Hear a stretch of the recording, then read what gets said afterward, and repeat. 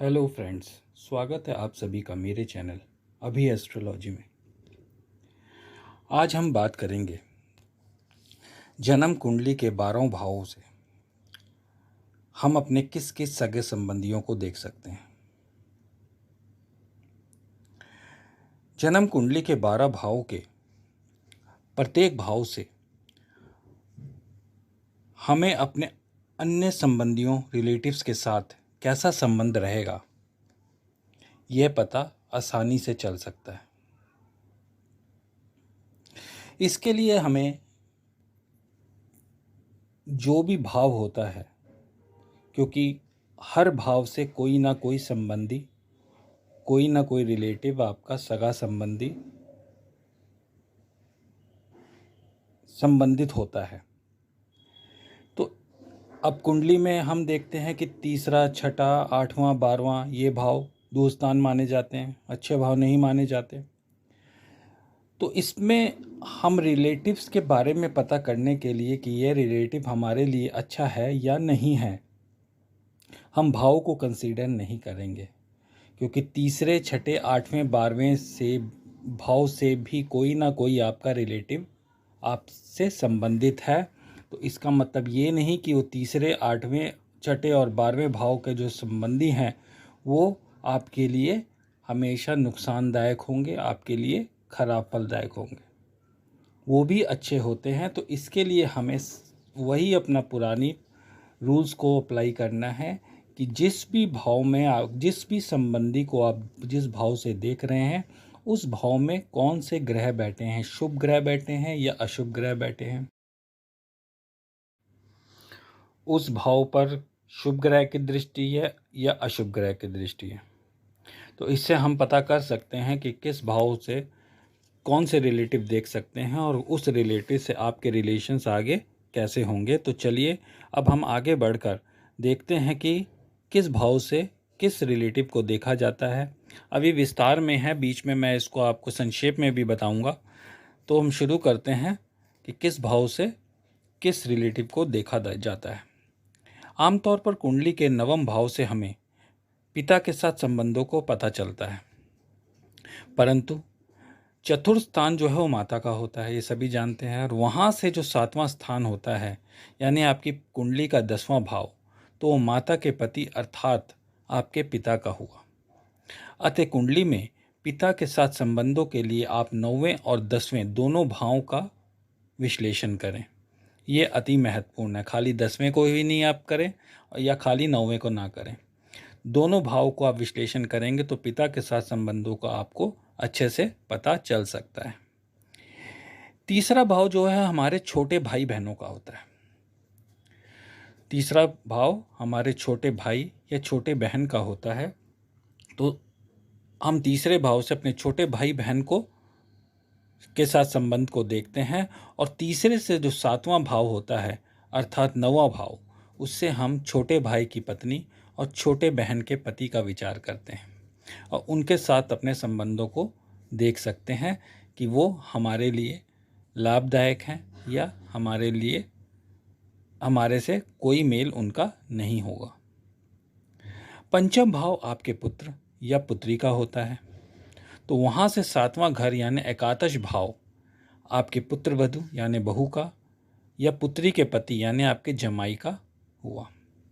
तो आपका जमाई या आपकी पुत्र वधू आपका कितना सपोर्ट करेंगे, आपका उनके साथ क्या संबंध होगा, हम एकादश भाव से देखते हैं। मातृभाव अर्थात चौथे भाव से तीसरा भाव अर्थात छठे भाव से हम मामा और मौसी का विचार करते हैं, क्योंकि आपकी माता का स्थान हुआ चौथा भाव, और वहाँ से जो तीसरा भाव होता है उनके छोटे भाई बहनों का होता है। तो हम तीसरे भाव से आपके मामा और मौसी का विचार करते हैं, और चौथे से चौथा यानी आपकी कुंडली के चौथे भाव से जो चौथा भाव है वो सप्तम भाव हुआ, वहाँ से हम आपके नानी का विचार करते हैं।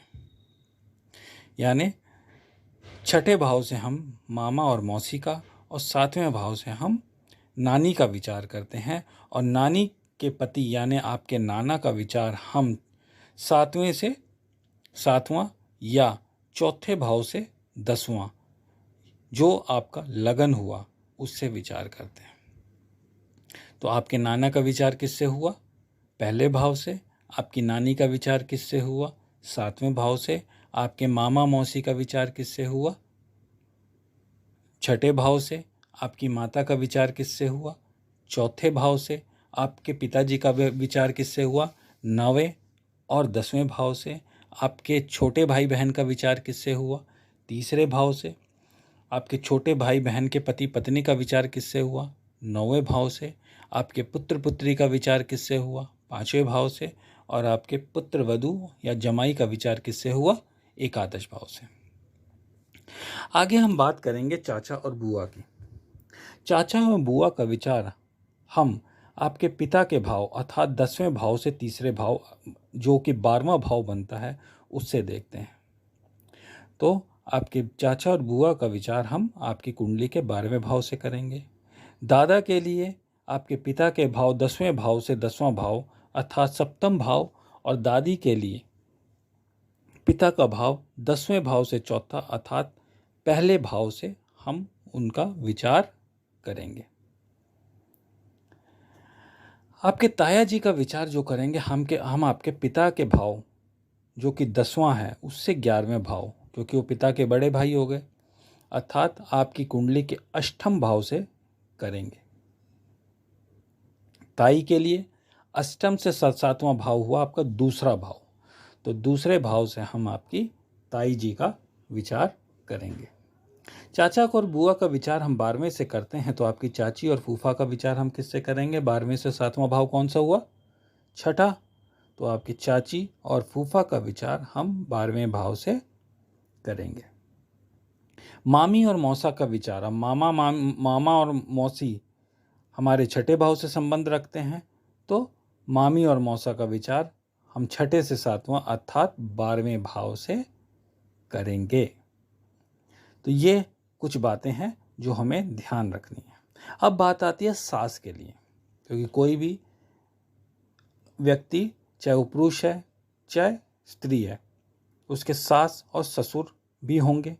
तो सास के लिए हम सप्तम भाव से चौथा भाव अर्थात 10वें घर से, और ससुर के लिए स्त्री भाव सप्तम भाव से 10म भाव अर्थात चौथे भाव से हम आपके सास ससुर का विचार करेंगे।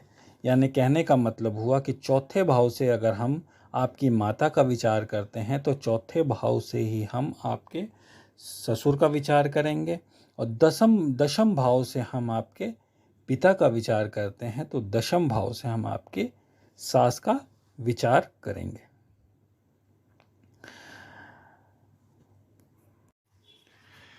इसी प्रकार कुंडली में जब हम बड़े भाई बहन का विचार करते हैं तो हम सीधे आपकी कुंडली के एकादश भाव की ओर नज़र दौड़ाते हैं।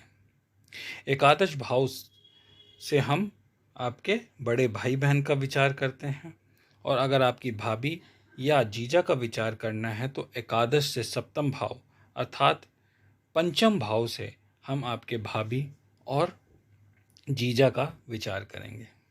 यदि आप स्त्री हैं तो जेठ का विचार पंचम से और जेठानी का एकादश से किया जाएगा। तीसरे भाव से हम देवर और 9वें भाव से देवरानी का विचार करते हैं, और ये जानने की कोशिश करते हैं कि आपकी जेठ जेठानी से या देवर देवरानी से आगे चलकर निभेगी या नहीं निभेगी। इस प्रकार कुंडली के प्रत्येक भाव से किसी न किसी संबंधी का विचार किया जाता है। उनके साथ हमारे आने वाले रिलेशंस कैसे होंगे इसको समझा जाता है। ये हम ग्रहों की शुभ स्थिति और शुभ दृष्टि शुभ युति से पता कर सकते हैं।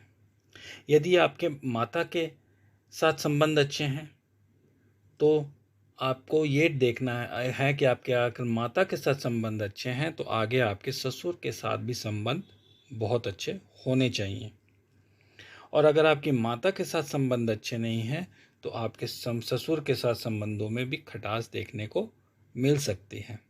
लेकिन ये टोटली ग्रहों पर भी डिपेंड करता है कई बार ऐसा भी देखा जाता है कि आपकी माता के साथ संबंध तो अच्छे हैं लेकिन आपके ससुर के साथ संबंध अच्छे नहीं है।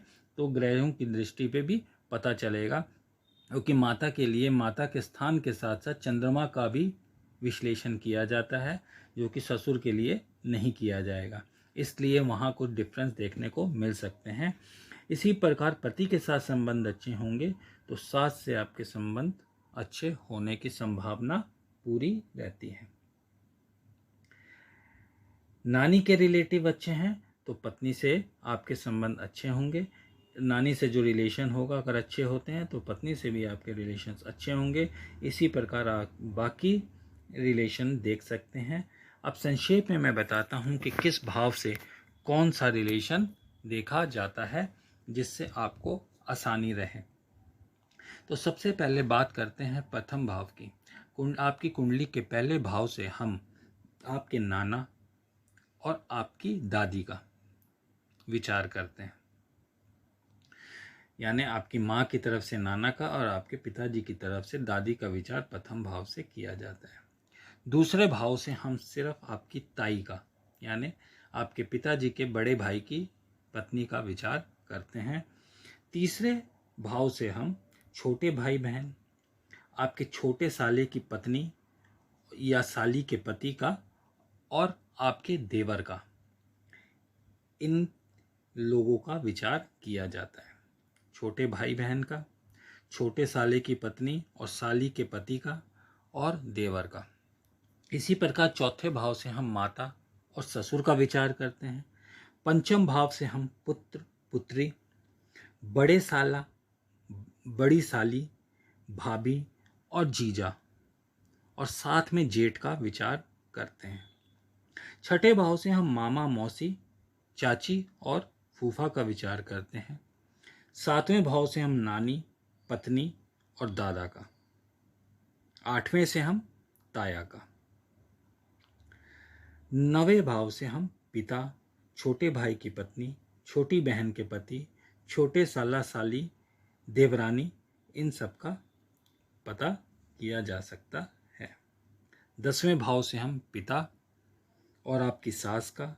11वें से पुत्रवधू, जमाई, बड़े साला साली के पति और पत्नी, बड़े भाई बहन, जेठानी, इनका विचार करते हैं। तथा 12वें भाव से हम चाचा, आपकी बुआ, आपकी मामी और आपके मौसे का विचार किया जाता है। अतः कुंडली में ग्रहों की स्थिति के अनुसार आप पता लगा सकते हैं कि आपका संबंध अपने संबंधियों के साथ कैसा रहेगा। बहुत लोगों की क्वेरीज आती थी कि हम अपने सगे संबंधियों को कैसे देखें कि सगे संबंधी हमारे लिए अच्छे हैं या नहीं। इसलिए आज मैं ये आपके सामने टॉपिक लेके उपस्थित हुआ। उम्मीद करता हूँ ये टॉपिक आपको अच्छा लगा होगा। मिलते हैं अगले टॉपिक पे। धन्यवाद।